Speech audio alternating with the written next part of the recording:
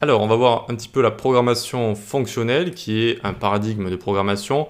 Un paradigme, c'est un joli mot pour dire une méthode, une manière de faire.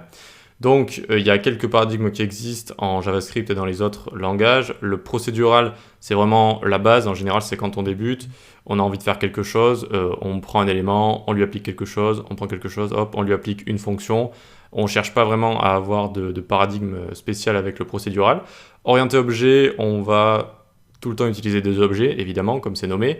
C'est-à-dire qu'on va utiliser notamment des classes pour créer des objets, pour créer des méthodes qui sont liées à ces objets, et tout le temps voilà, manipuler tout ça pour arriver aux objectifs qu'on a envie.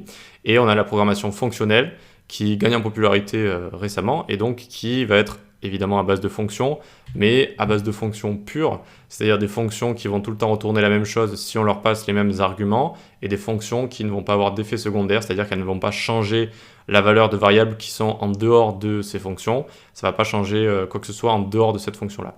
Et donc c'est lié à l'immutabilité, c'est-à-dire que quand on va utiliser des tableaux, des objets ou quoi que ce soit, notamment pour les tableaux et les objets, eh bien on va tout le temps retourner un nouveau tableau au lieu de modifier directement un tableau.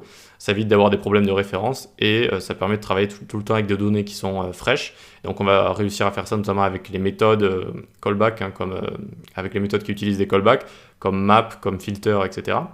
Ensuite, on va utiliser des fonctions d'ordre supérieur. Alors ça aussi, c'est une jolie manière de dire que c'est juste des fonctions qui vont utiliser d'autres fonctions, donc qui vont en avoir d'autres en argument ou qui retournent une fonction. Donc c'est des fonctions, par exemple la méthode map, filter, etc.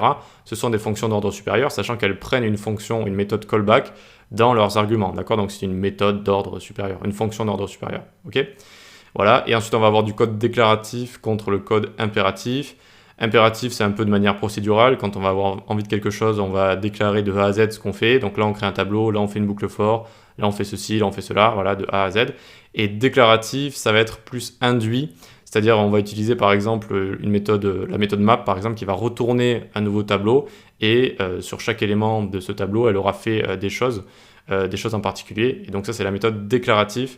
C'est-à-dire qu'on ne va pas dire de A à Z ce qu'on fait, on va plutôt utiliser une méthode qui va retourner un tableau. Donc ça induit le fait que ça retourne un tableau et on va appliquer quelque chose sur chaque élément du tableau. Voilà. Donc on va voir ça point par point dans les prochaines vidéos. C'est parti.